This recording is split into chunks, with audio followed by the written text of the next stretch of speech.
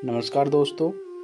एक राजकुमार जिसने राजपाट ठुकराया, एक साधक जिसने कठिन तपस्या छोड़ी और एक बुद्ध जिसने करुणा से संसार को जीना सिखाया।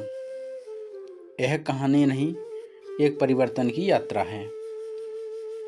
आज हम चलेंगे लुम्बिनी से कुशीनगर तक, सिद्धार्थ गौतम की जीवन यात्रा में, जहां हर मोड़ पर है आश्चर्य, संघर्ष और बोध।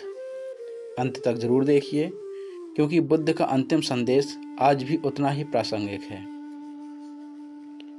563 ईसा पूर्व के आसपास लुम्बिनी के साल वृक्षों के नीचे महारानी माया देवी ने एक बालक को जन्म दिया, सिद्धार्थ। जन्म के साथ ही राज ज्योतिषियों ने संकेत दिए, या तो महान सम्राट या महान सन्यासी। ऋषि असीत ने भी शिशु को देखकर भविष्यवाणी की, यह बालक जगत का कल्याण करेगा। राजा शुद्धोधन के सांस्कृतिक और राजनीतिक वैभव के बीच सिद्धार्थ बड़े हुए, कला, शस्त्र और शास्त्र में निपुण। किशोर अवस्था में उनका स्वभाव करुणामय था। शिकार के मैदान में घायल हंस की रक्षा करना उनका पहला विद्रोह था, हिंसा पर दया का। यशोधरा से विवाह और शीघ्र ही सुपुत्र राहुल का जन्म। राजा ने सिद्धार्थ को दुखों से दूर रखने के लिए 3 मौसमी महलों में सुख सुविधाएं दी, पर भीतर एक प्रश्न जाग चुका था, जीवन का अर्थ क्या है। एक दिन नगर भ्रमण में सिद्धार्थ ने क्रमशः देखा, बुढ़ापा, बीमारी, मृत्यु और एक शांत सन्यासी। 4 दृश्यों ने जैसे पर्दा उठा दिया।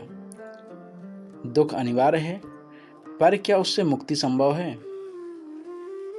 एक शांत रात्रि, सोता हुआ राजमहल और जागता हुआ विवेक।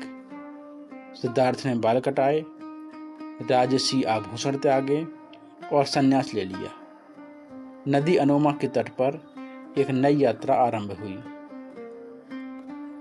अलार कालाम और उद्दक राजपुत्र जैसे गुरुओं से ध्यान सीखा और उरुवेला में 5 साथियों के साथ कठोर तपस्या। शरीर क्षीण पर उत्तर दूर। सिद्धार्थ समझ गए, अत्याचार शरीर पर हो या मन पर, दोनों अतियों में सत्य नहीं मिलता। सुजाता की खीर ने जैसे जीवन लौटा दी। सिद्धार्थ ने संकल्प लिया, न तो अत्यधिक भोग, न अत्यधिक तप, यही मध्यम मार्ग जीवन का संतुलन है। बैसाख पूर्णिमा की रात्रि, पीपल के वृक्ष तले, मार के प्रलोभन और भय पर विजय और ऊषा होने तक सिद्धार्थ बुद्ध बन चुके थे। जागृत, करुणामय, निर्भय, 4 आर्य सत्य और अष्टांगिक मार्ग का जन्म यही हुआ।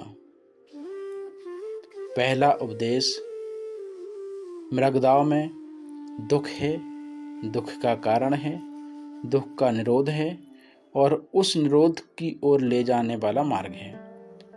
5 पूर्व साथी अब पंचवर्गीय भिक्षु बन गए और संघ की स्थापना हुई। राजगृह के वेणुवन से लेकर श्रावस्ती के जैतवन तक वैशाली, कौशल, मगध बुद्ध ने उपदेश दिया। राजा बिंबिसार, अनाथपिंडक और अम्बपाली जैसे समर्थकों ने संघ को आश्रय दिया। शिष्य सारिपुत्र और महामोगलान ज्ञान और ध्यान के स्तंभ बने। आनंद सदा सन्निकट सेवार्थ।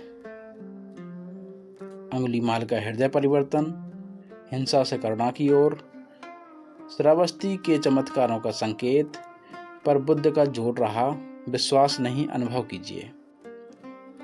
महाप्रजापति गौतमी के आग्रह से भिक्षुणी संघ की स्थापना, समता और सह अस्तित्व का संदेश। कुशीनगर की ओर अंतिम यात्रा।